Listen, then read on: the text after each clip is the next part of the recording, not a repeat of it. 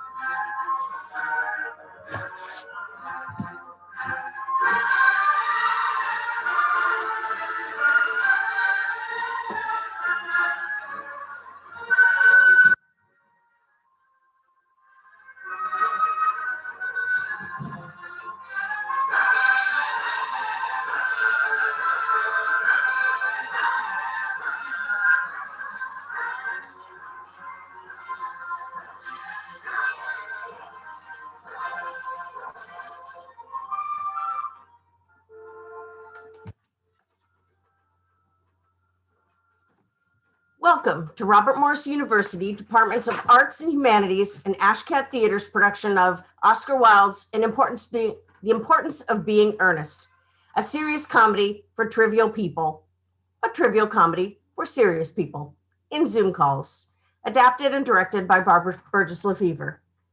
Please sit back, relax, and enjoy the show.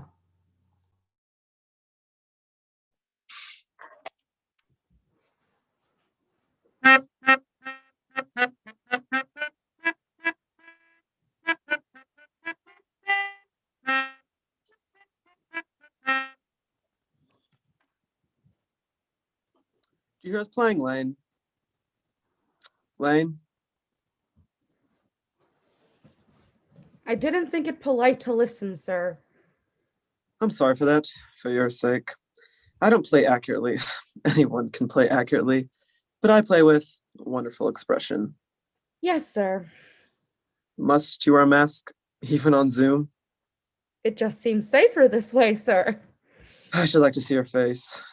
I don't think that would be prudent, sir. I'm taking all necessary measures in this unprecedented time. We've been living this way for over a year, Lane. The time is certainly precedented. Have you got the cucumber sandwiches cut for Lady Bracknell? They are outside your door, sir. You see? I anticipate your needs before you are even aware of them. That will do, Lane. Thank you. Thank you, sir. I believe Mr. Ernest Worthing is entering the call, sir. How are you, my dear Ernest? What brings you up to town? Oh, pleasure.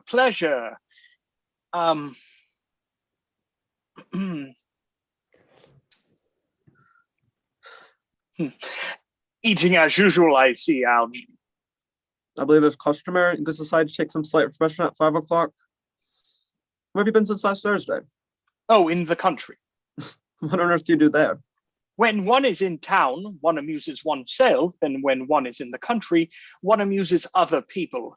Why cucumber sandwiches? Why such a reckless extravagance for one so young? I'm expecting a call from Aunt Augusta, and she loves cucumber sandwiches. I expect to make her drool with envy.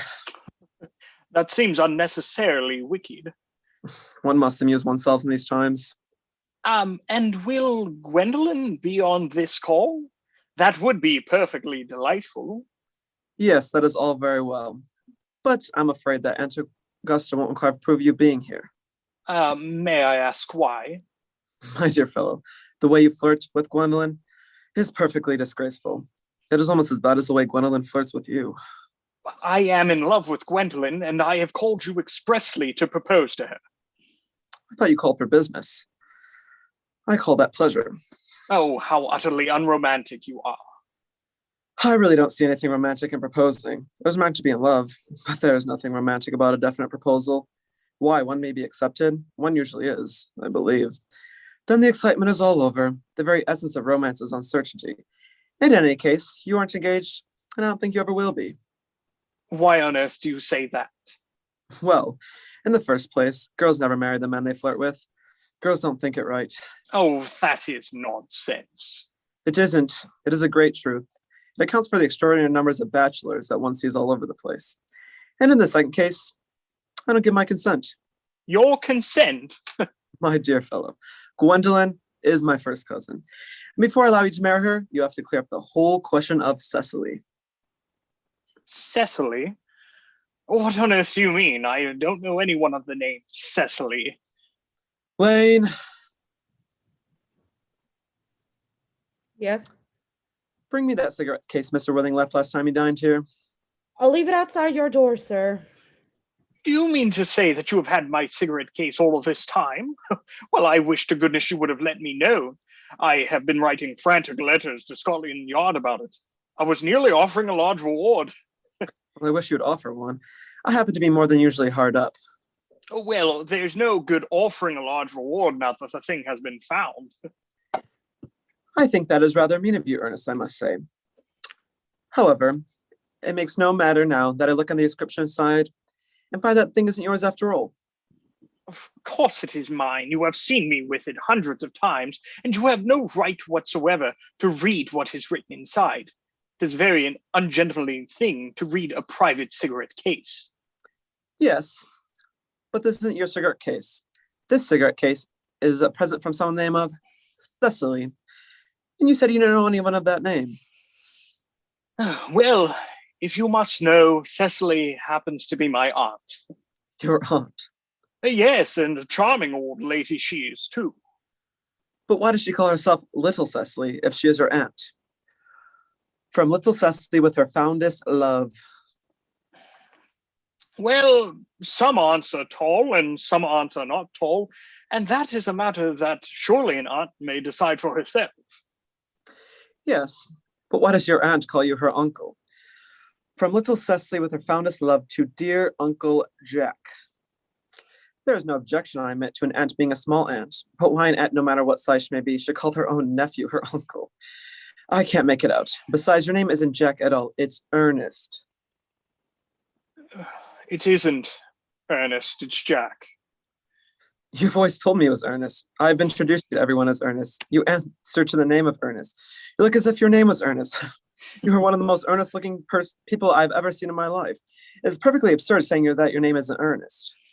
Well, my name is Ernest in town and Jack in the country, and that cigarette case was given to me in the country.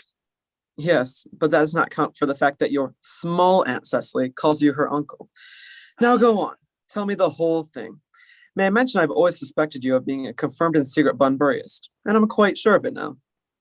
A Bunburyist? What on earth do you mean? I'll reveal to you the meaning of that incomparable expression as soon as you're kind enough to inform me why you are Ernest in town and Jack in the country. Old Mr. Thomas Cardew, who adopted me when I was a little boy, made me, in his will, guardian to his granddaughter, Miss Cecily Cardew. Cecily, who addresses me as her uncle for motives of respect that you could not possibly appreciate, lives at my place in the country under her charge, the Admiral Governess, Miss Prism. Which doesn't explain why you are Ernest in town and Jack in the country. My dear Algy, I don't know whether you'll be able to understand my real motives. You are hardly serious enough. When one is placed in the position of guardian, one has to adopt a very high moral tone of all subjects. It is one's duty to do so, and as a high moral tone can hardly be said to conduce very much to either one's health or one's happiness, in order to get up to town, I have always pretended to have a younger brother of the name Ernest, who gets into the most dreadful scrapes. That, my dear Algy, is the truth, pure and simple. The truth is rarely pure and never simple. What you really are is a Bunburyist. I was quite right in saying you're a Bunburyist. You're one of the most advanced Bunburyists I know. What on earth do you mean? You've invented a very useful younger brother called Ernest in order that you may come up to town as often as you like.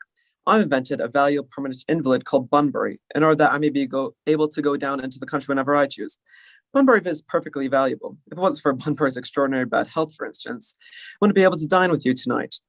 For I've been really committed to Aunt Augusta for more than a week. Well, I haven't asked you to dine with me at all tonight. I know.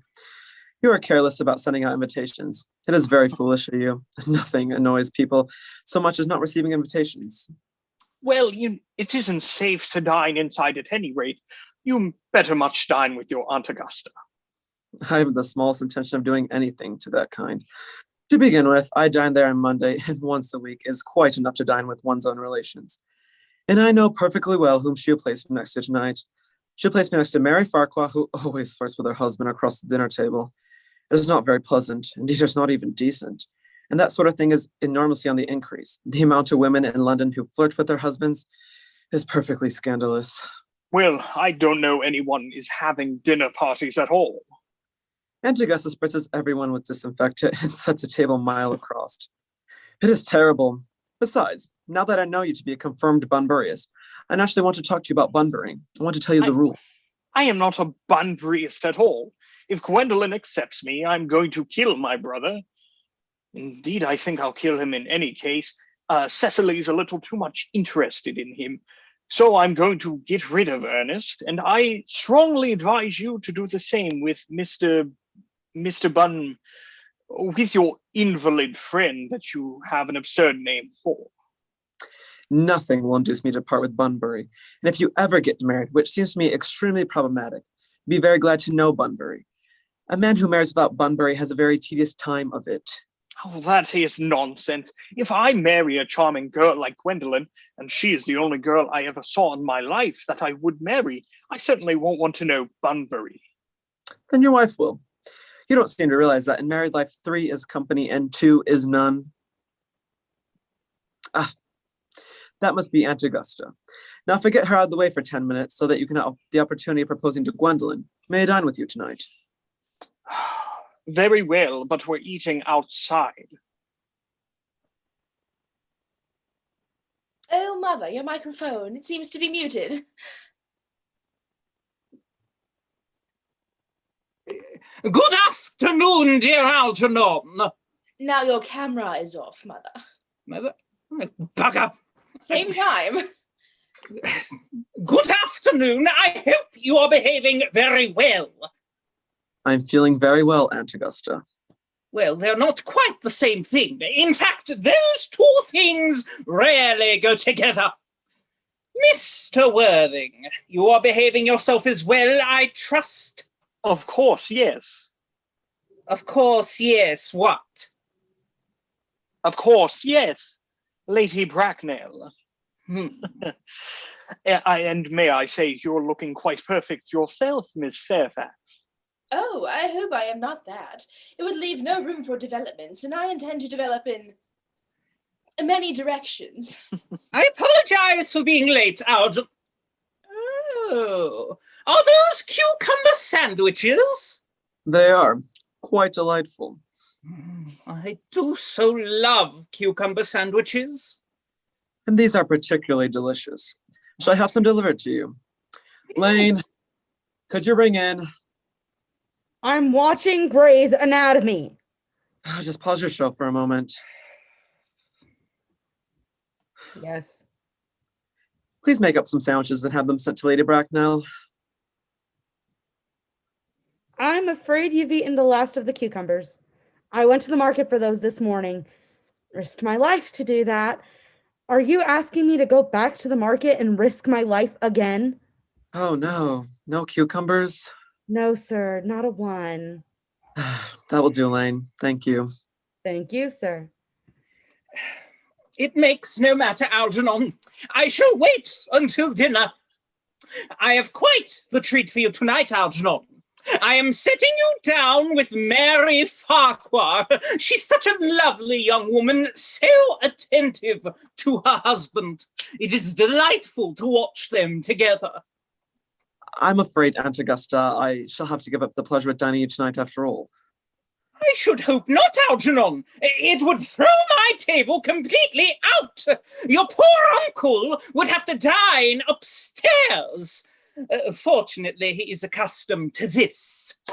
It is a great bore, and I need rather say, a terrible disappointment to me. But the fact is, I just had a telegram to say that my poor friend Bunbury is very ill again. They seem to think that I should be with him. It is very strange. Your friend Mr. Bunbury seems to be curiously very sick. Why can't you just call him? No, he calls me to be there in person, from 6 feet away, naturally. I wave, which seems to cheer him immensely. Well, Algernon, I must tell you that I, for one, think it is high time for Mr. Bunbury to decide whether he wants to live or die. This shilly-shallying with the decision is absurd. I do not approve of this modern sympathy for invalids. I find it morbid. Illness of any kind should be encouraged in anyone. Health is the very duty of life. I would be very much obliged if you would ask Mr. Bunbury from me not to have a relapse on Sunday. But I require you to arrange my music for me. It is my last reception, and one requires something that will inspire conversation, particularly as it is the end of the season, when everyone has said practically everything they have to say, which in most cases is not much. I'll speak to Bunbury, Aunt Augusta, if he is still conscious. And I can promise you that he'll be all right by Saturday. Why don't you place a sample of what you plan to play so that we can judge? But my piano is in the other room, and I find it vulgar when one moves about with a camera. The jostling motion is most improper. Just play loudly. I'm sure we all hear you. Oh, please do go. Into the other room.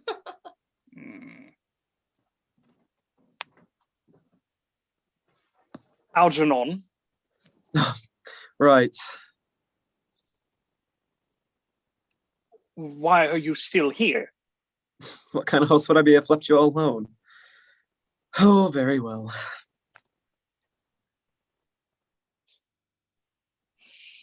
Charming day it has been, Miss Fairfax.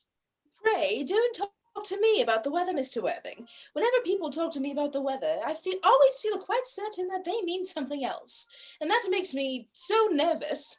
Well, I do mean something else. I thought so. In fact, I am never wrong. And I would like to be allowed to take advantage of Lady Bracknell's temporary absence.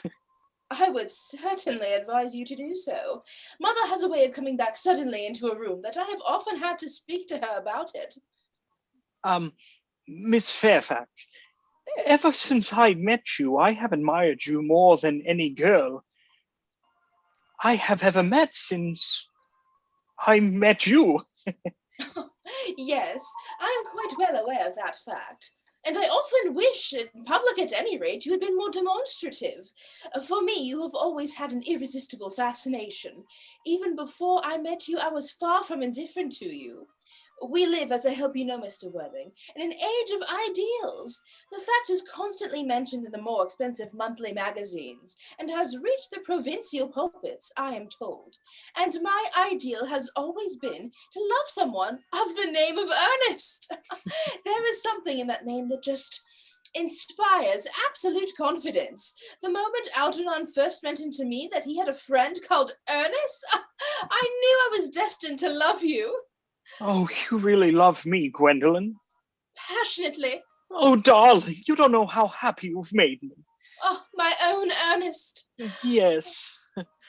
But you don't mean to say that you couldn't love me if my name wasn't Ernest. But your name is Ernest.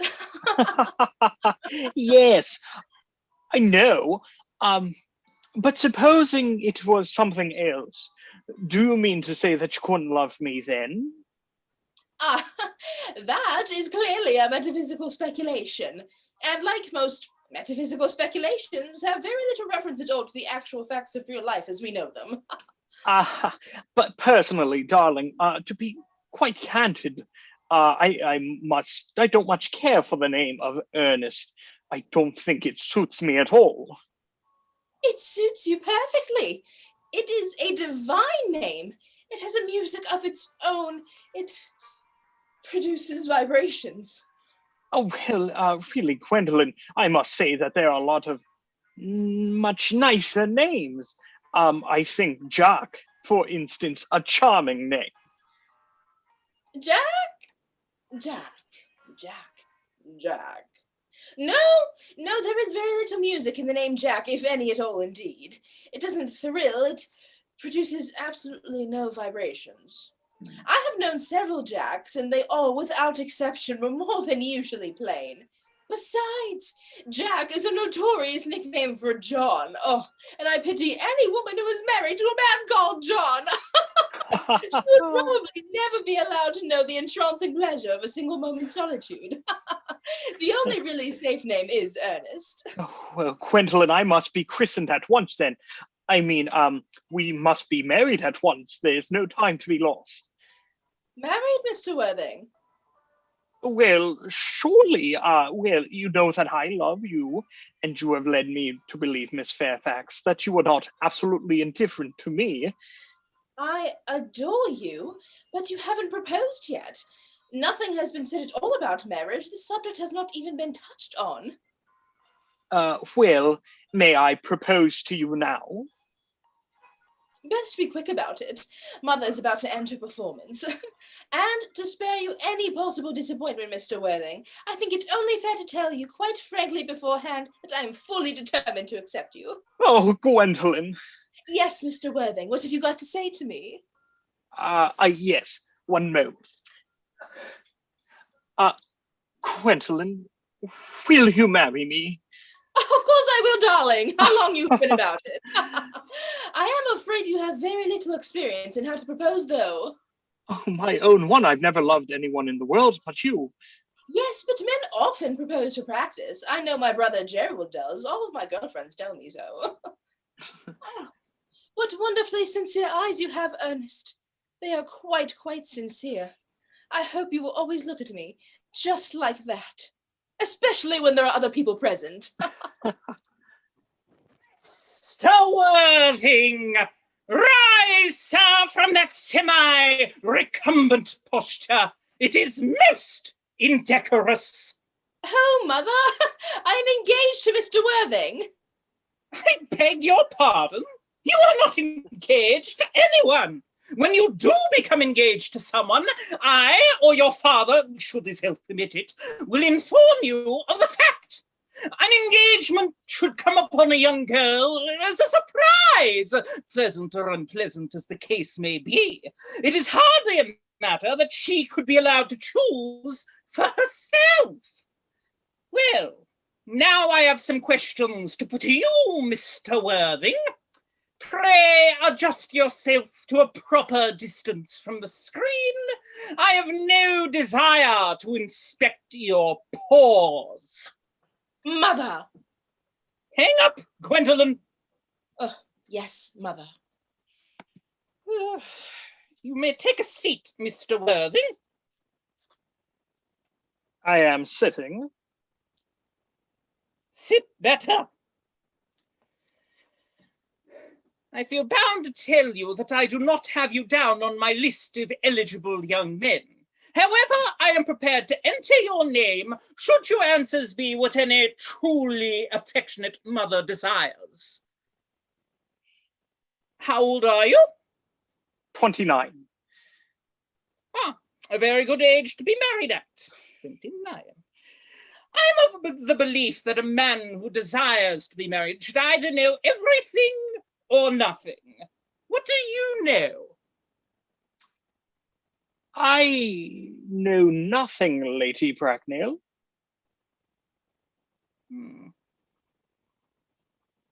I am glad to hear it. I do not approve of anything that tampers with natural ignorance. Ignorance is like a delicate exotic fruit. Touch it, and the bloom is gone. What is your income? Between 7,000 and 8,000 a year.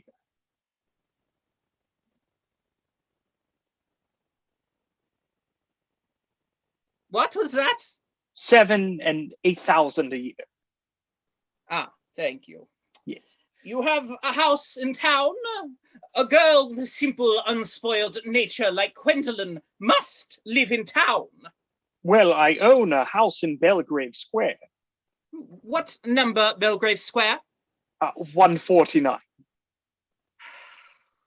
The unfashionable side. It's a pity, I thought we had something. However, it can be easily altered. Do you mean the fashion or the side? Both, if necessary. Are your parents living? I have lost both my parents. To have lost one parent, Mr. Worthing, might be seen as a misfortune. To lose both looks like carelessness. Both dead.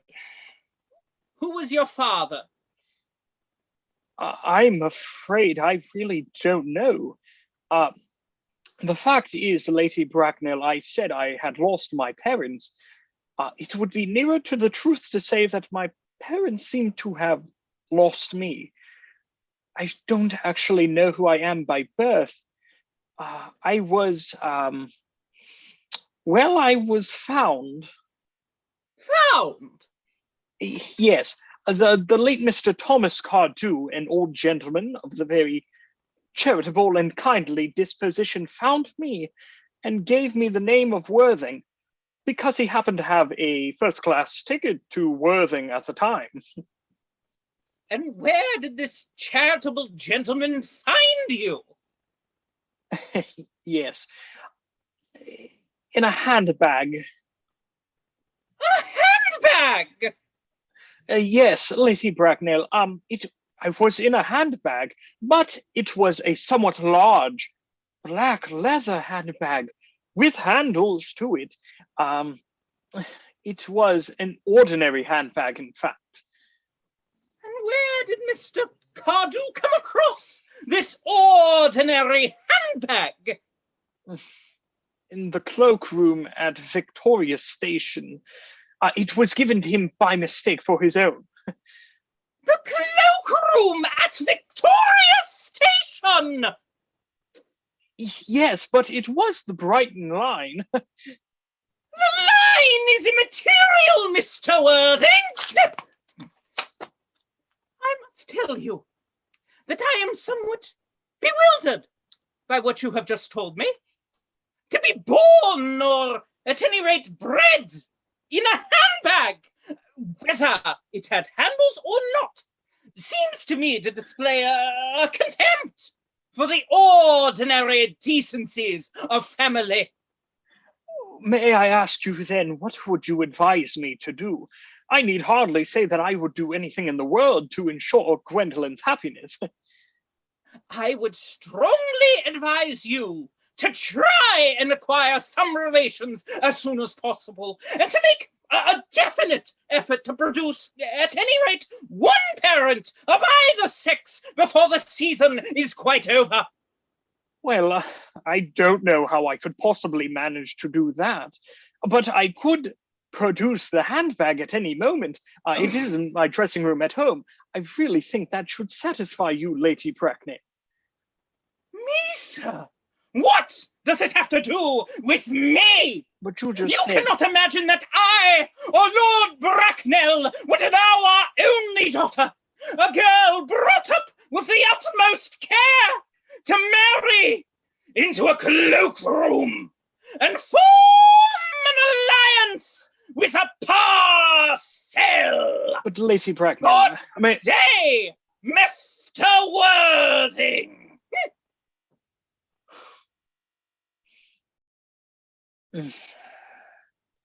Tim's all right, old boy. No. You don't mean to say Gwendolyn refused you? No, as far as she is concerned, we are engaged. But her mother is positively unbearable. Never met such a gorgon. I really don't know what a gorgon is like, but I'm quite sure Lady Bracknell is one. In any case, she is a monster without being a myth, which is rather unfair. But I beg your pardon, Algie. I suppose I shouldn't talk about your aunt in that way before you. My dear boy, I love hearing my relations abused. It's the only thing that makes me put up with them.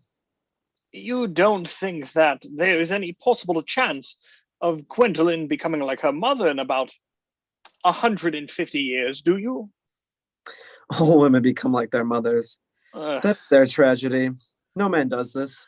That's his. By the way, did you tell Gwendolyn the truth about you being Ernest in town and Jack in the country? My dear fellow, the quite a thing like the truth isn't the sort of thing that one tells to a nice, sweet, refined girl. Oh, what extraordinary ideas you have for ways to behave to a woman. What about your brother? What about the profligate Ernest? Oh, before the end of the week, I shall have gotten rid of him. I'll say he died in Paris of apoplexy. Lots of people die of apoplexy quite suddenly, don't they? Yes, but it's hereditary, my dear fellow. It's the sort of thing that runs in the families. You better say a severe chill. And you're sure that a severe chill isn't hereditary or anything like that kind? Of course it isn't. Very well. My poor brother Ernest is carried off suddenly in Paris by a severe chill that gets rid of him.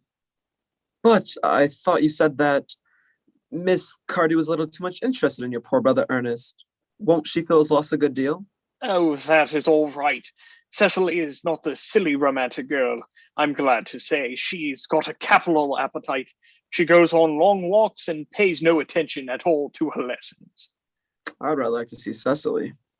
I will take very much good care that you never do. She's excessively pretty and just 18. Well, have you told Gwendolyn yet that you have an excessively pretty ward who is just 18? Oh, one just doesn't blurt these things out to people. Cecily and Gwendolyn are perfectly certain to be extremely great friends, and I'll bet you anything, about half an hour after they met, they'll be calling each other sister. Women only do that when they've called each other a lot of other things first. Oh, Gwendolyn, upon my word. Algie, kindly leave the call. I have something very particular to say to Mr. Worthing. Really, Gwendolyn? I don't think I'll have such all. Oh, Algie, you always adopt a strictly immoral attitude towards life. You're not quite old enough to do that.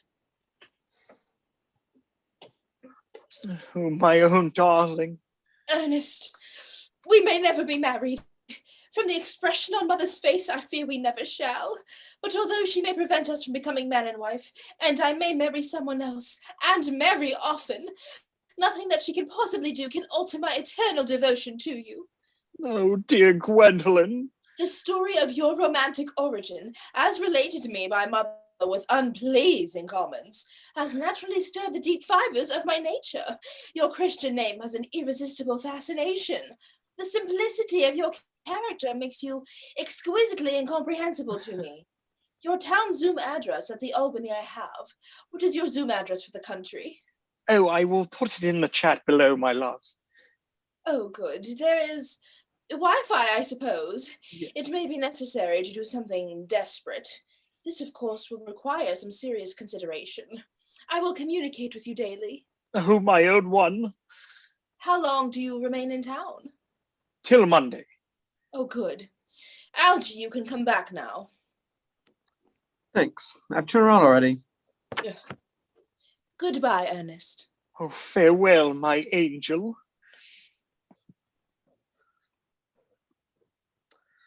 Lane, join the call. Yes, sir. Tomorrow, Lane. I'm going bunburying. Yes, sir. I shall not probably be back till Monday. You can put up my dress clothes, my smoking jackets, and all the Bunbury suits. Is that my sherry? I believe it is, sir. I'd like some myself. I suppose that once again, I must risk my life to provide you idle distraction. I hope tomorrow will be a fine day, Lane. It never is, sir. Lane, you're a perfect pessimist. I do my best to give satisfaction, sir.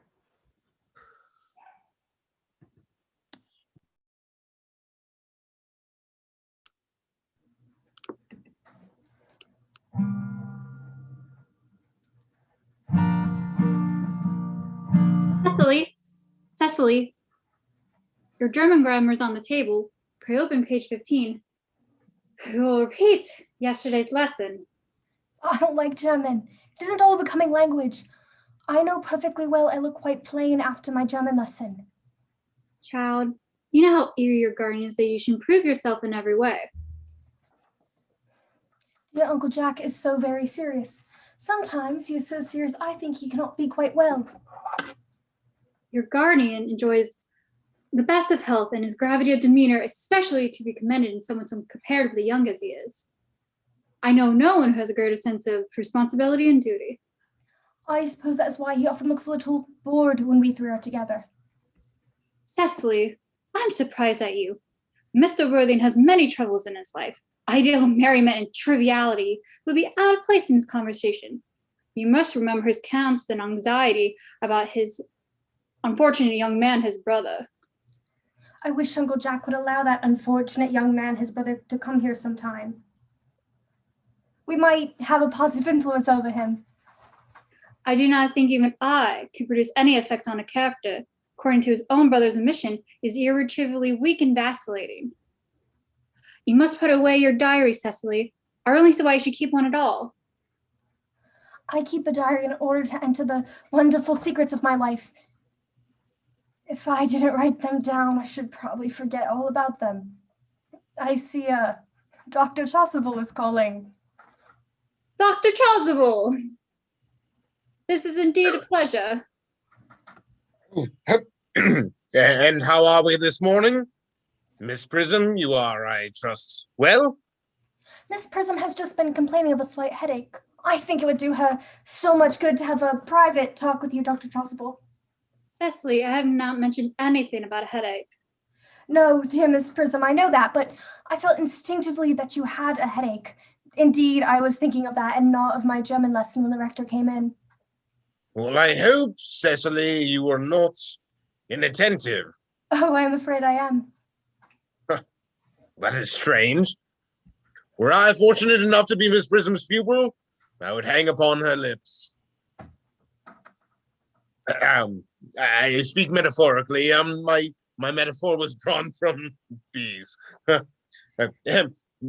Worthing, I suppose, is not returned from town yet. We do not expect him till Monday afternoon. Ah, yes. He usually likes to spend his Sunday in London. He is not one of those whose sole aim is enjoyment, as by all accounts that unfortunate young man his brother seems to be. But I must not disturb Egeria and her pupil any longer. Egeria? My name's Letitia, Doctor. Oh, a classical allusion merely drawn from the pagan authors. I shall see you both, no doubt, at evensong. I think, dear Doctor, I will have that conference with you. I find I have a headache after all, and a talk might do it good. With pleasure, Miss Prism, with pleasure. That would be delightful. Cecily, you will read your political economy in my absence.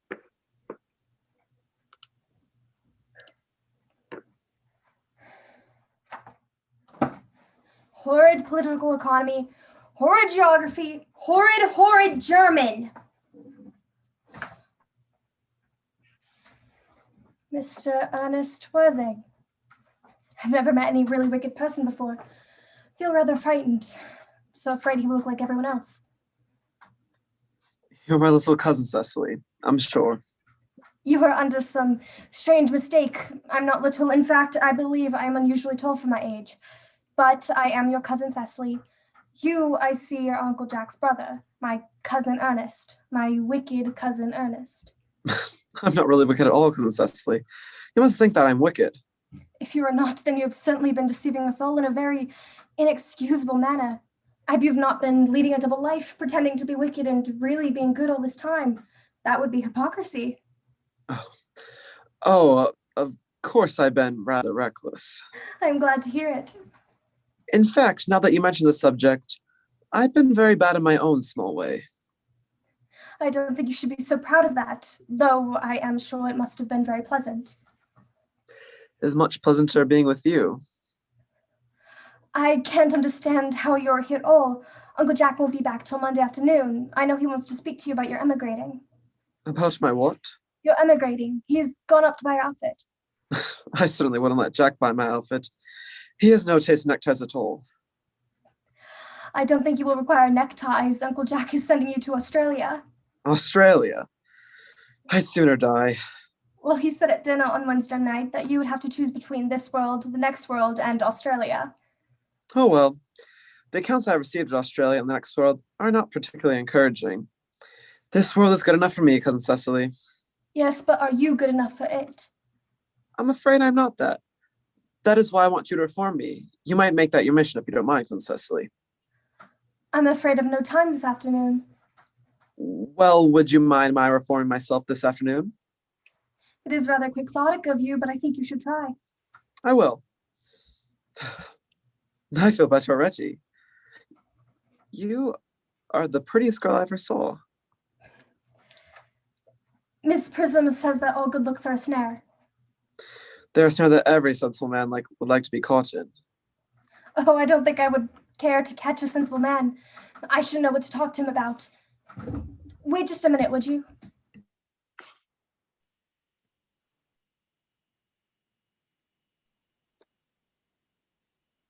Now where is she? But as I was saying, you're much too alone, dear Dr. Choswell. You should get married. Well, the precept as well as the practice of the primitive church was distinctly against matrimony.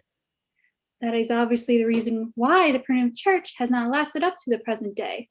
And you do not seem to realize, dear doctor, that by persistently remaining single, a man converts himself to a permanent public temptation. Men should be more careful. This very celibacy leads weaker vessels astray. But is a man not equally attractive when married? No married man is ever attractive except to his wife. And often I've been told not even to her.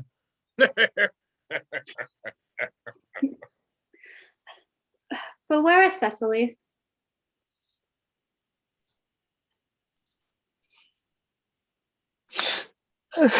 Mr. Worthing! Mr. Worthing! This is indeed a surprise. We did not look for you till Monday afternoon. I have returned sooner than I expected. Oh, Dr. Chasuble, I hope you are well. Yes, but dear Mr. Worthing, I trust this garb of woe does not betoken some terrible calamity. My brother. More shameful debts and extravagance? Still leading his life of pleasure. Dead. Your brother Ernest dead. Quite dead. What a lesson for him. I trust he'll profit from it. Mr. Worthing, I offer you my sincere condolence. You have at least the consolation of knowing that you were always the most generous and forgiving of brothers. Oh, poor Ernest. He had his many faults, but it is a sad blow. Very sad indeed. Were you with him at the end? No, he died abroad in Paris. In fact, I had a telegram from the manager of the Grand Hotel. A severe chill, it seems. As a man sows, so shall he reap. Oh, charity, dear Miss Prism, charity. None of us are perfect. I myself am peculiarly susceptible to drafts. Well, will the interment take place here? No, he seemed to have expressed a desire to be buried in Paris. Oh. You would no doubt wish me to make some slight allusion to this tragic domestic affliction next Sunday. My sermon on the meaning and the manner in the wilderness can be adapted to almost any occasion, joyful or, as in present case, distressing. Yes. I've preached it at harvest celebrations, christenings, confirmations, on days of humiliation, and on non-festival days. That reminds me. You mentioned christenings, I think, Dr. Chasuble. I suppose you know how to christen all right? It is, I regret to say, one of the rector's most constant duties in his parish. I have often spoken to the poor.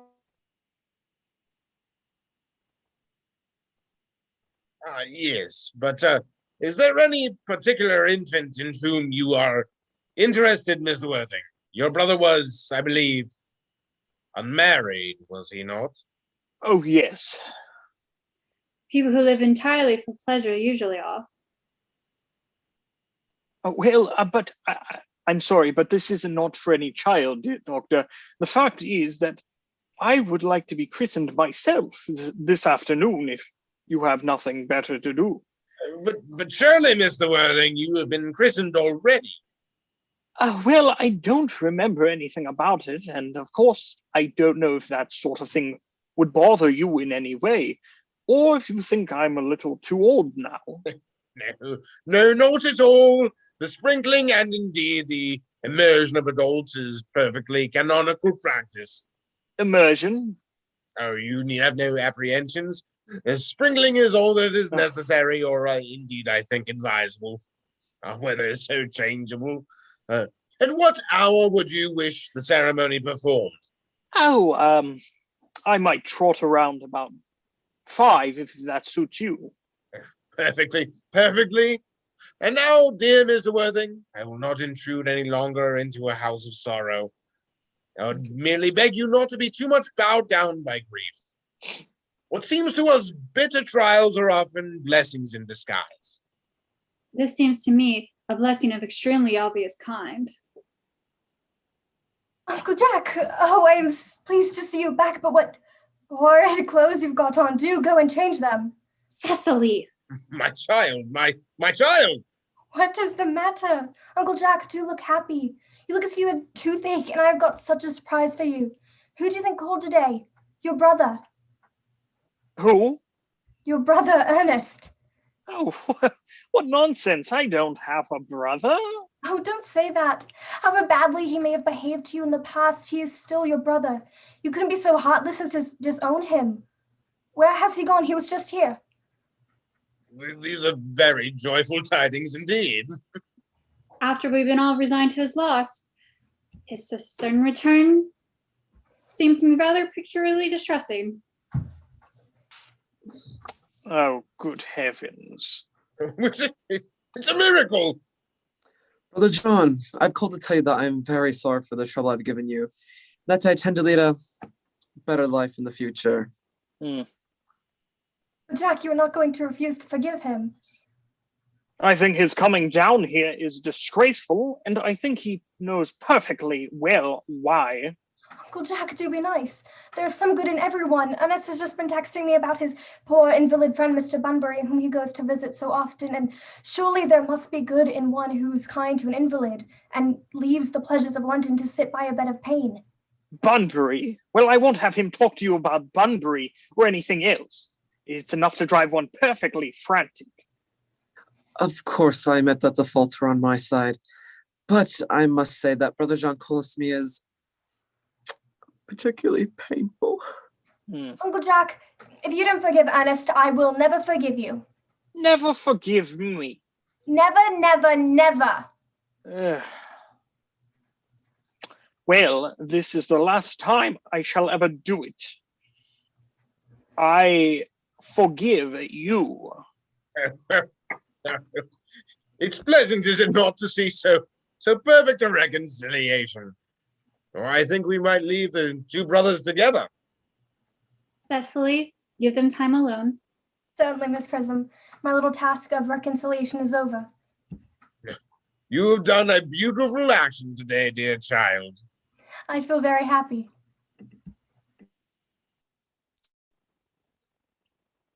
Algy, you must get out of this place as soon as possible. I won't allow you Bunburying here.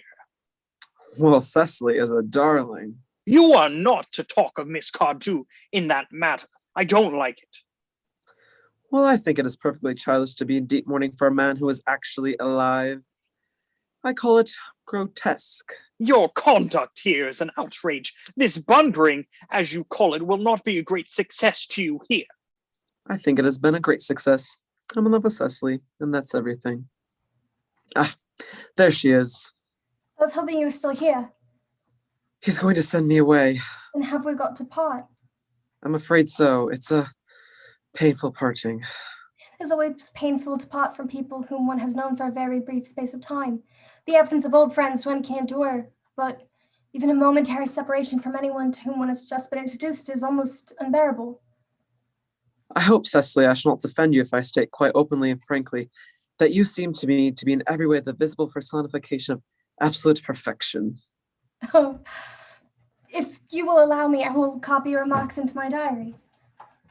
Do you really keep a diary? I'd give anything to look at it. May I? Oh, no. You see, it is simply a very young girl's record of her own thoughts and impressions and consequently meant for publication. When it appears in volume form, I hope you will order a copy. But pray, Ernest, don't stop. I delight in taking down from dictation. I've reached absolute perfection. You can go on. I'm quite ready for more. Cecily, ever since I looked upon your wonderful and incomparable beauty, I've dared to love you wildly, passionately, devotedly, hopelessly. I don't think that you should tell me that you love me wildly, passionately, devotedly, hopelessly. Hopelessly doesn't seem to make much sense, does it? I don't care for anybody in the whole world but you. I love you, Cecily. You will marry me, won't you? You silly boy, of course. Why, we've been engaged for the last 3 months. For the last 3 months? Yes, it will be exactly 3 months on Thursday. But how do we become engaged? Well, ever since dear Uncle Jack first confessed to us that he had a younger brother who was very wicked and bad, you, of course, became the chief topic of conversation between myself and Miss Prism. And, of course, a man who is much talked about is always very attractive. I dare say it was foolish of me, but I fell in love with you, Ernest. Darling. And when was the engagement actually settled? On the 14th of February last. Worn out by your entire ignorance of my existence, I determined to end the matter one way or the other. And after a long struggle with myself, I accepted you. The next day, I bought this little ring in your name, and this is the little bangle with the true lover's knot I promised you always to wear. Did I give that to you? It's very pretty, isn't it? Yes, you've wonderfully good taste, Ernest. And this is the box in which I keep all your dear letters. My letters? But my own sweet Cecily, I've never written you any letters. You need hardly remind me of that, Ernest. I remember only too well that I was forced to write your letters for you. I wrote always 3 times a week and sometimes oftener. The 3 you wrote me after I had broken off the engagement are so beautiful and so badly spelled that even now I can hardly read them without crying a little. Our engagement was broken off. Of course it was, on the 22nd of last March. You can see the entry if you like. Today I broke off my engagement with Ernest. I feel it is better to do so. The weather still continues charming. But what on earth did you break it off? What had I done? I'd done nothing at all. Cecily, I'm very much indeed hurt you broke it off, particularly when the weather was so charming. It would hardly have been a really serious engagement if it hadn't been broken off at least once. But I forgave you before the week was out. What a perfect angel you are, Cecily. You dear romantic boy. Now is when you kiss me. I hope that was satisfactory. Oh yes, it was just like all your other kisses. You'll never break off our engagement again, Cecily? I don't think I could break it off now that I've actually met you. Besides, of course, there's the question of your name. Yes, of course. You must not laugh at me, darling, but it had always been a girlish dream of mine to love someone whose name was Ernest. There's something in that name that seems to inspire absolute confidence. I pity any poor married woman whose husband is not called Ernest. But, my dear child, do you mean to say you cannot love me if I had some other name? Algernon, for instance. Algernon. I don't like the name Algernon. Well, my own dear, sweet, loving little darling. I can't really see why you should object to the name of Algernon. It is not a bad name at all. In fact, it is a rather aristocratic name. If my name is Algie, couldn't you love me? I might respect you, Ernest. I might admire your character, but I fear that I should not be able to give you my undivided attention. Cecily, your rector here is, I suppose, thoroughly experienced in all the practice and rites and ceremonials of the church. Oh yes, Dr. Tossable is a most learned man. I must see him at once on a most important christening. I mean, most important business. Oh. I'll be back in no time. What an impetuous boy he is. I must enter his proposal into my diary.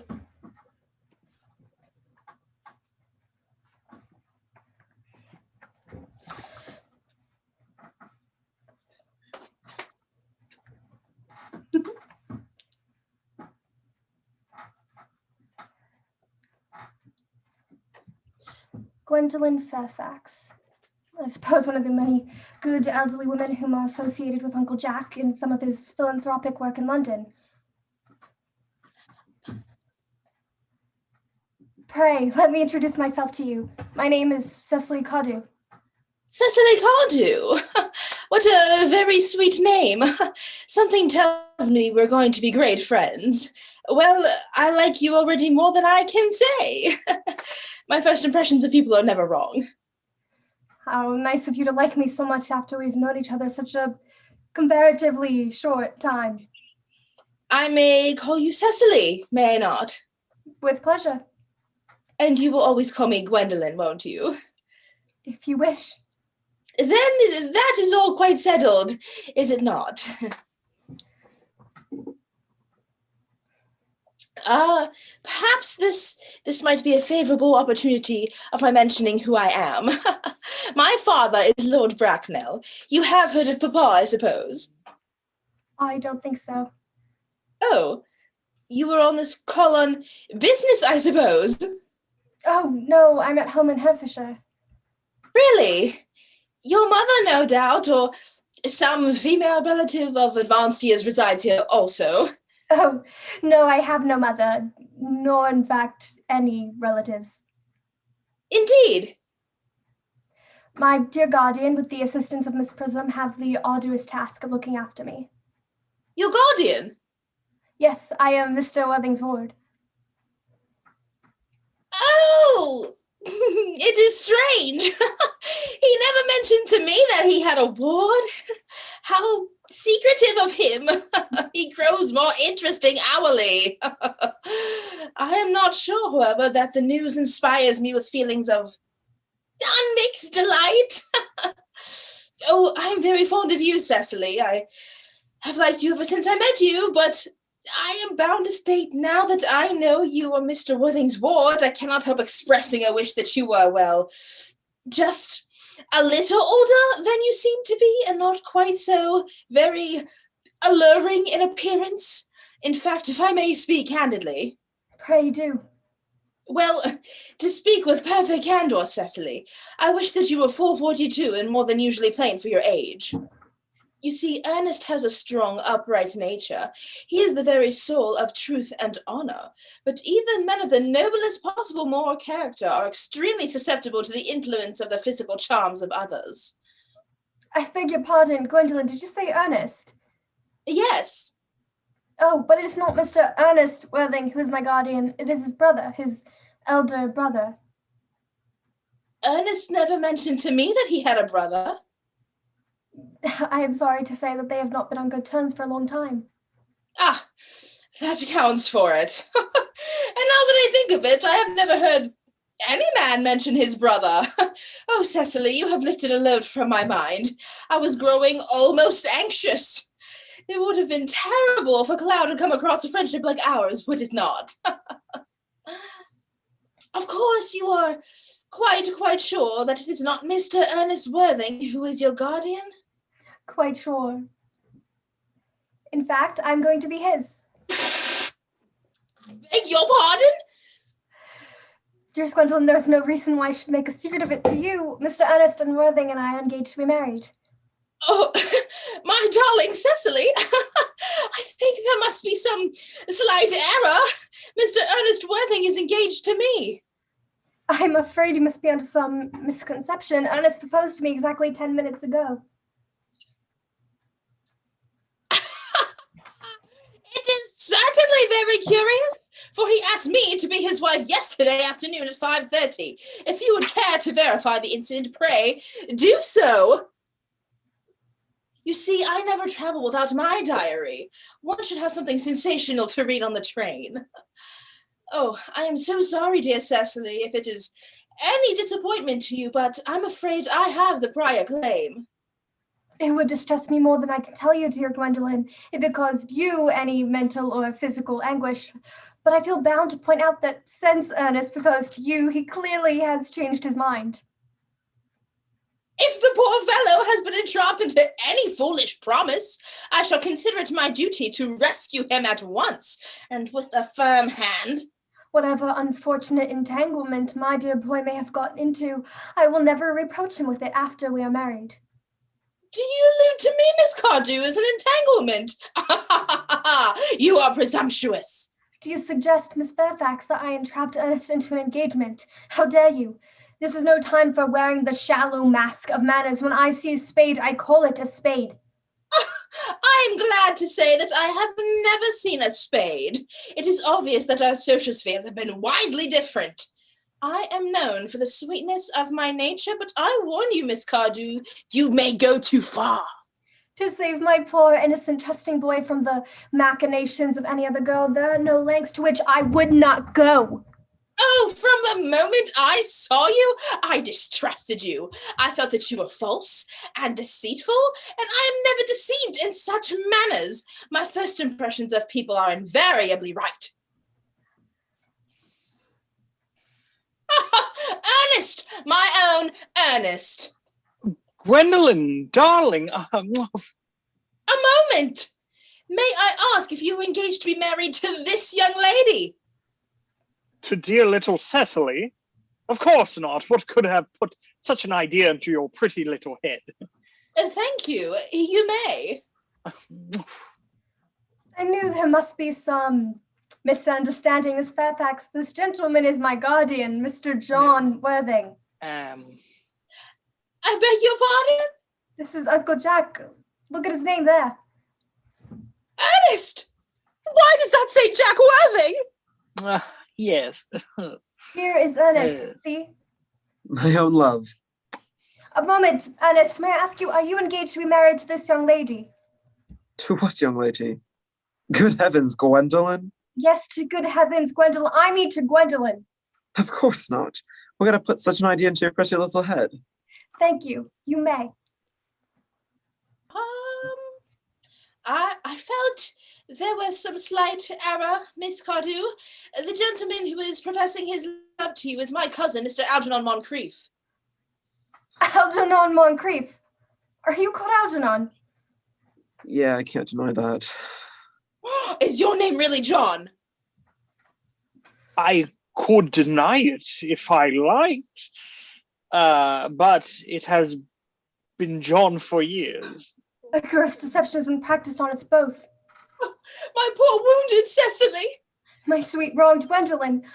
There's just one question I would like to be allowed to ask my guardian. An admirable idea. Mr. Worthing, there is just one question I would like to be permitted to put to you. Where is your brother Ernest? We are both engaged to be married to your brother Ernest, so it is a matter of some importance to us to know where your brother Ernest is at present. Gwendolyn, Cecily, it is very painful for me to be forced to speak the truth. It is the first time in my life that I have ever been reduced to such a painful position, and I am really quite inexperienced in doing anything of the kind. However, I will tell you quite frankly that I have no brother, Ernest. I have no brother at all. I've never had a brother in my life, and I certainly have not the smallest intention of ever having one in the future.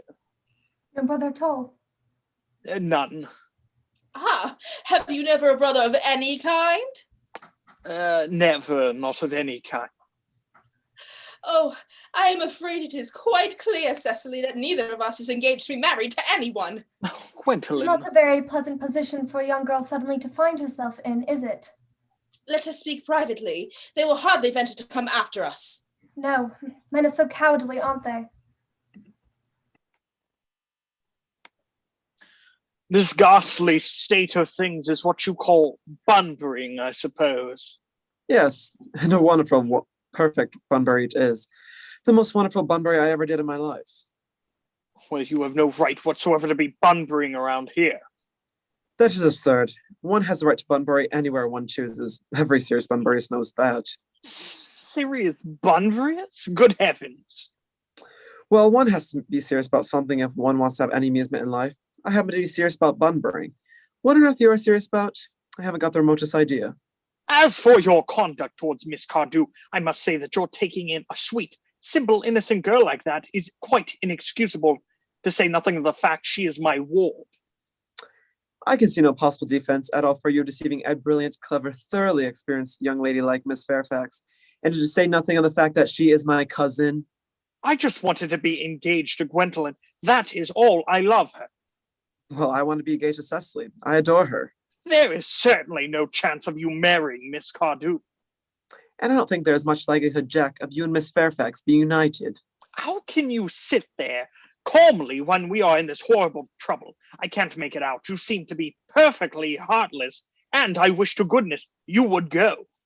Well, I've just made arrangements with Dr. Choswell to be christened this evening. My dear fellow, the sooner you give up this nonsense, the better. I made arrangements for Mr. Choswell to christen myself this morning, and I will take the name of Ernest. Gwendolyn would wish it, and we both can't be christened Ernest. It's absurd. And besides, I have the perfect right to be christened if I like. There is no evidence at all that I have ever been christened by anybody, and I should think that is extremely probable, and so does Dr. Chasuble. It is entirely different on your case. You have been christened already. Yes, but I've not been christened for years. Yes, but you have been christened. That is the important thing. Quite so. So I know my constitution can stand it. And if you're not quite sure about you ever been christened before, I must say it is very dangerous for you venturing out right now. It might make you very unwell. You can hardly have forgotten that someone very close connected with you was nearly carried off this week in Paris by a severe chill.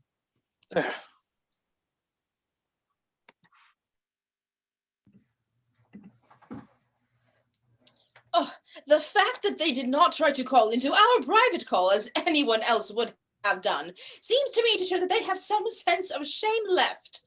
Ugh. You are perfectly sure they know how to call? I'm not perfectly sure of anything. Should we call them? Absolutely not. They're calling. Oh, how very forward of them! Let us preserve a dignified silence. Certainly. It's the only thing to do now. We will not be the first to speak. Certainly not.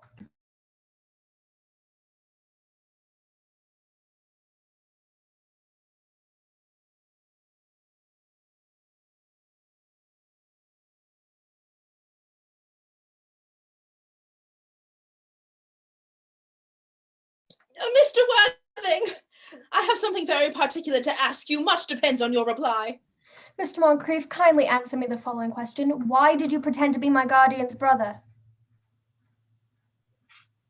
In order that I might have an opportunity of meeting you. That certainly seems a satisfactory explanation, does it not? Yes, dear, if you can believe him. I don't. That does not affect the wonderful beauty of his answer. Mr. Worthing, what explanation can you offer to me for pretending to have a brother? Well, was it in order that you might have an opportunity of coming up to town to see me as often as possible? oh, well, can you doubt it, Miss Fairfax? I have the gravest doubts upon this subject, but I intend to crush them. Cecily, their explanations appear to be quite satisfactory, especially Mr. Worthing's. That seems to me to have the stamp of truth upon it. I'm more than content with what Mr. Moncrief said. His voice alone inspires one with absolute credulity. Then you think we should forgive them? Yes. I mean, no. Oh, true, I had forgotten. There are principles at stake that one cannot surrender. Which one of us should tell them? The task is not a pleasant one. We not both speak at the same time. An excellent idea. Your Christian names are still an insurmountable barrier. That is all. Our Christian names, is that all? But we are going to be christened this afternoon. For my sake, you're prepared to do this terrible thing? I am. Please me, you are ready to face this fearful ordeal. I am. Well, how absurd to talk of the equality of the sexes. Where questions of self-sacrifice are concerned, men are infinitely beyond us. Well, we are. They have moments of physical courage of which we women know absolutely nothing. Gwendolyn, what is the dash it all? Gwendolyn, what is the meaning of this? Merely that I am engaged to be married to Mr. Worthing, Mother. Sit down! All of you, sit down immediately! I am sitting again. Mr. Worthing, apprised, sir, of my daughter's intents by her trusted maid, whose confidence I purchased by means of a small coin, I discovered the address of this meeting. Our unhappy father is, I am glad to say, under the impression that she is attending a lengthier than usual lecture at the University Extension Program on the negative influences of a basic universal income on thought. I would not undeceive him of this. I have never undeceived him on any question. I would consider it wrong. You will therefore understand that all communication between yourself and my daughter must cease immediately from this moment. On that point, as on indeed all other points, I am firm. I am engaged to be married to Gwendolen, Lady Bracknell. Well, nothing of the kind, sir. And now, as regards to Algernon. Algernon! Yes, Aunt Augusta. Might I ask if you are presently with your invalid friend, Mr. Bunbury? Oh, no, I'm not with Bunbury. Bunbury is somewhere else at present. In fact, Bunbury is dead. What? When did he die? His death must have been extremely sudden. Oh, I decided this afternoon. I mean, poor Bunbury died this afternoon. What did he die of? The doctors found out that Bunbury could not live, so Bunbury died. He seems to have a great deal of respect for the opinion of his physicians. However, I am glad that he made up his mind at the last to some definite course of action and acted under proper medical advice. Well, now that we are finally rid of this Mr. Bunbury, Mr. Worthing, might I ask, who is this young person that my nephew is gazing at in such an unnecessary manner? That lady is Miss Cecily Cardew, my ward. I'm engaged to be married to Cecily, Aunt Augusta. I beg your pardon? Mr. Moncrief and I are engaged to be married, Lady Bracknell. I do not know whether there is something particularly exciting in the air this morning, but the number of engagements going on seems to me to be considerably above the proper average that statistics have laid down for our guidance. A preliminary inquiry on my part would not be out of the question. Mr. Worthing, is Miss Cardew in any way connected to any of the larger railway stations in London?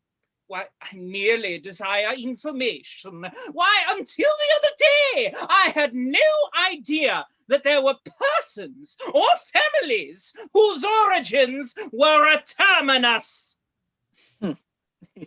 Yes. Miss Cardew is the granddaughter of the late Mr. Thomas Cardew, and Miss Cardew's family solicitors are Messrs. Markby, and Markby. Markby, and Markby, a firm of the highest position in their profession. In fact, I'm told one of the Mr. Markbys can occasionally be seen at dinner parties. Oh.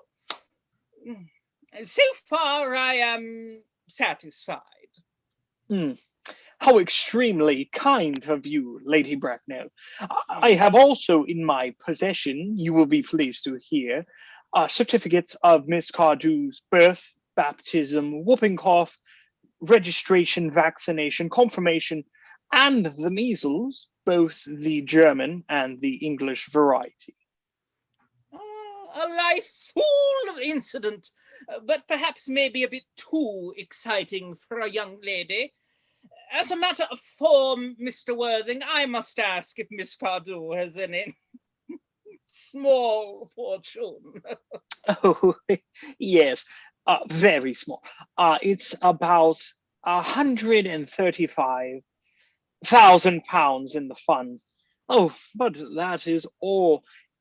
So pleased to have seen you, Lady Bracknell. Just a moment, Mr. Worthing.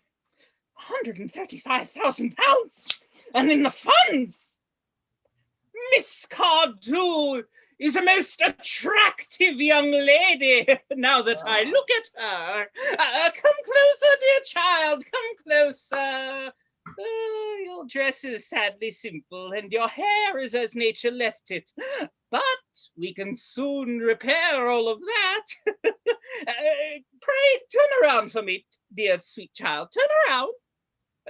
No, dear, the side view. The side view is what I want, dear. The side, yes. It is just as I thought. There are distinct social possibilities in your profile. Algernon! Yes, Aunt Augusta. There are distinct social possibilities in Miss Cardew's profile. Cecily is the dearest, sweetest, prettiest girl in the whole world, and I don't care twopence about social possibilities. Never speak disrespectfully of society, Algernon. Only those who cannot get into it do that. Well, I suppose I must now give my consent. Thank you, Aunt Augusta. Thank you, Lady Bracknell. You may also call me Aunt Augusta for the future. Thank you, Aunt Augusta. The wedding had better take place quite soon, I think. To be frank, I am not in favor of long engagements. They give people the time to discover each other's character before the marriage, which I think is never advisable. I beg your pardon for interrupting you, Lady Bracknell. But this engagement is quite out of the question. I am Miss Cardew's guardian, and she cannot marry without my consent until she comes of age. And that consent I decline to give. Upon what grounds, might I ask? Algernon is an extremely, I would almost say, ostentatiously eligible young man. Why, he has nothing, but he looks everything. What more could one desire? Oh, well, it pains me very much to have to speak to you frankly, Lady Bracknell, about your nephew, but the fact is that I do not approve at all of his moral character. I suspect him of being untruthful. Untruthful? My nephew Algernon? Impossible! Well, I fear there can be no possible doubt about the matter. This afternoon, he spoke to my ward under the false pretense of being my brother. Under an assumed name, he flirted shamelessly. And what makes his conduct all the more heartless is that he was perfectly well aware from the first that I have no brother, I've never had a brother, and I do not intend to have a brother in the future, not of any kind. And I told him this distinctly myself yesterday afternoon.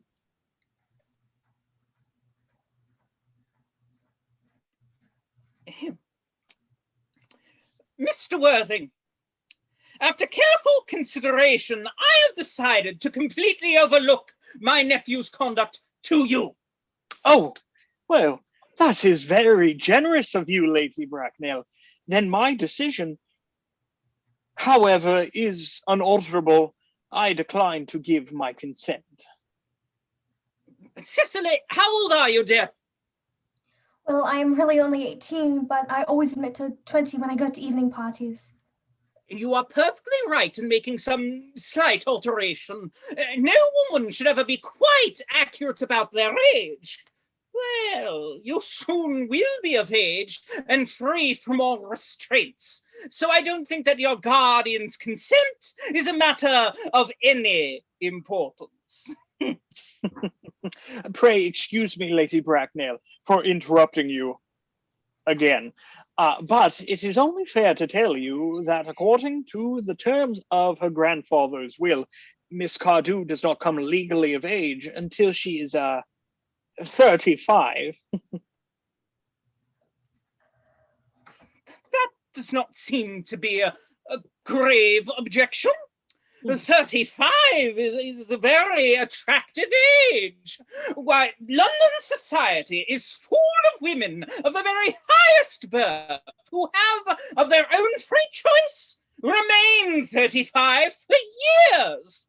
I see no reason why our dear, sweet Cecily would not be even more attractive at the age you mention. And there will be a large accumulation of property by then. Algie, could you wait for me till I was 35? Of course I could, Cecily. You know I could. Yes, I felt it instinctively. But I couldn't wait all that time. I hate waiting even 5 minutes for anybody. It always makes me rather cross. I'm not punctual myself, I know, but I do like punctuality in others. And waiting even to be married is quite out of the question. Mr. Worthing, as Miss Cardew states positively that she cannot wait until she is 35, a remark, I must say, seems to me to show a somewhat impatient nature. I beg you to reconsider your decision. My dear Lady Bracknell, The matter is entirely in your own hands. The moment you consent to my marriage with Gwendolyn, I will most gladly allow your nephew to form an alliance with my ward.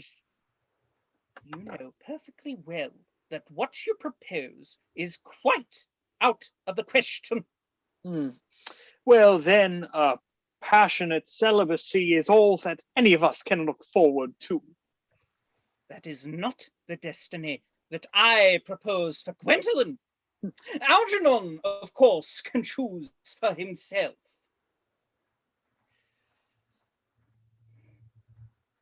Oh, everything is quite ready for the christenings. Christenings? Isn't that somewhat premature? Oh no, both of these gentlemen have expressed a desire for immediate baptism. At their age? Why, the idea is grotesque and irreligious!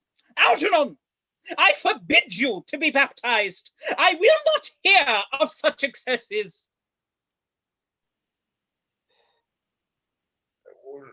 Am I to understand, then, that there are to be no christenings at all this afternoon? I don't think that. As things are now, it would be of much practical value to either of us, Dr. Choswell. Well, I am grieved to hear such sentiments from you, Mr. Worthing. I will return to the church at once. Indeed, I have just been informed by the pew opener that for the last hour and a half, Miss Prism has been waiting on another Zoom call for me. Just a moment. Did I hear you mention a Miss Prism? Oh, yes, Lady Bracknell. I am on my way to join her. Pray, allow me to detain you for a moment. This may prove to be a matter of vital importance. Is this Miss Prism a woman of repellent aspect, in any way connected to education? Oh, she's the most cultivated of ladies and the very picture of respectability. Miss Prism is, Lady Bracknell, for the last 3 years, Miss Cardew's esteemed governess and valued companion. I must see her at once. Can one of you get her to call in? Get her on the call. I was told you were waiting for me, dear Canon. Prism. Prism, where is the baby? Prism! 28 years ago, Prism, you left Lord Bracknell's house in charge of a perambulator that contained an infant of the male sex. You never returned. Through the elaborate investigations of the Metropolitan Police, the perambulator was discovered at midnight a few weeks later on a random street corner in Bayswater. It contained a 3-volume novel of more than usually revolting sentimentality. But the baby was not there. Prism, where is that baby? Lady Bracknell, I am ashamed that I do not know. I only wish I did. The plain facts of the case are these. On the morning, the day you mentioned, a day that is forever branded on my memory, I prepared as usual to take the baby out in the perambulator. I had some with me, somewhat old but capacious handbag, in which I had intended to place the manuscript of a work of fiction that I've written during my few unoccupied hours. In a moment of mental abstraction, for which I can never forgive myself, I deposited the manuscript in the bassinet and placed the baby in the handbag. But where did you deposit this handbag?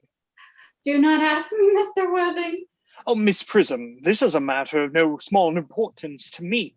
I insist on knowing where did you deposit that handbag that contained the infant? I left it in a cloakroom of one of the larger railway stations in London. What railway station? Victoria, the Brighton line. I must retire to my room for a moment. Algie, call Lane to assist me. Gwendolyn, wait for me here. You are not too long. I will wait here for you all of my life. Well, Jack seems strangely agitated. Your guardian has a very emotional nature. His movements are most erratic. It looks as if he were having an argument. I dislike arguments of all kinds. They are always vulgar and often convincing. Has he? I believe he's stopped now. Oh no. I wish he would arrive at some conclusion. Oh, this suspense is terrible. I hope it will last. I have returned. Miss Prism, is this the handbag that you are speaking of? Please carefully examine it. More than one life depends on your answer. It seems to be mine. Yes, there's an injury received through an upsetting of an omnibus in younger and happier days. And here on the locker, my initials. I'd forgotten that in an extravagant mood, I had them placed there. The bag is undoubtedly mine. I'm delighted to have it so unexpectedly restored to me. It has been a great inconvenience being without it all these years. Oh, Miss Prism, more is restored to you than this handbag. I was the baby placed in it. You? Yes. Oh, Mother. Mr. Worthing! I am unmarried. Unmarried? Well, I do not deny that that is a serious blow, but after all, who has the right to cast a stone against one who has suffered? Oh, Mother, I forgive you. Mr. Worthing, there is some error. Lady Bracknell can tell you who you really are. Lady Bracknell? Lady Bracknell, I hate to seem inquisitive, but could you tell me who I am? Afraid that the information that I have to give you will not altogether please you. You are the son of my dear sweet sister, Mrs. Moncrief, and consequently, you are Algernon's elder brother. Algy's elder brother? Then I've had a brother after all. I knew I had a brother. I always said I had a brother. Cecily, how could you have doubted that I ever had a brother? And Algy, you young scoundrel, you will have to treat me with more respect in the future. You have never treated me or behaved to me like a brother in all your life. Well, not till today, old boy. I admit I did my best. My own. But what own are you? What is your Christian name? Oh, good heavens. I had quite forgotten that point.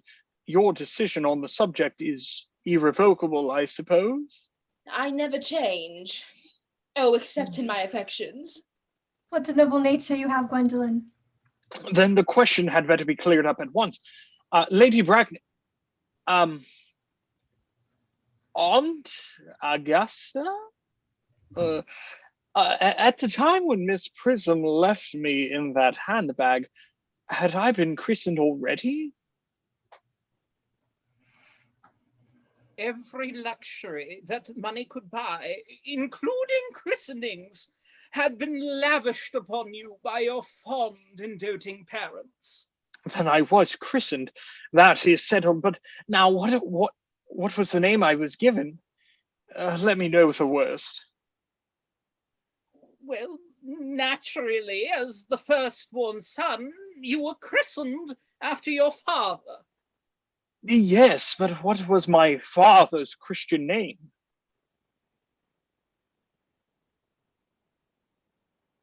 I do not at present recall what the general's Christian name was, but I have no doubt that he had one. Algy, can you recollect what our father's Christian name was? My dear boy, we were never on speaking terms. He died before I was a year old. His name would appear in the army lists of the period, I suppose. Right, Aunt Augusta? The general was essentially a man of peace, except in his domestic life, but I have no doubt that his name would appear in any military directory. I have it. I have it. I have the Army list of the last 40 years right here. These delightful records have been under my constant care. M. Generals: Malum, Maxbum, Magley, Markby, Migsby, Mobbs, Moncrief. Lieutenant 1840, Captain, Lieutenant Colonel, Colonel, General 1869. Christian names: Ernest John. I always told you, Gwendolyn, my name was Ernest, didn't I? Well, it is Ernest after all. I mean, it naturally is Ernest. Yes, I remember now that the general was called Ernest. I knew I had a reason for disliking the name. Ernest! Oh, my own Ernest! I felt from the first that you could have no other name. Oh, Gwendolyn, it is a terrible thing for a man to find out that suddenly, all of his life, he had been speaking nothing but the truth. Oh, can you forgive me? Of course I can, for I feel that you are sure to change. Oh, my own one. After all, marrying one's cousin is perfectly fashionable. Well, I do believe that the primitive church was mistaken in one aspect. Miss Prism, Letitia, would you do the honor of taking my hand in marriage? Oh, Frederick, at last! Cecily, at last. Oh, Gwendolyn, at last. My nephew, you seem to be displaying signs of triviality. On the contrary, Aunt Augusta, I have now realized for the first time in my life the vital importance of being earnest.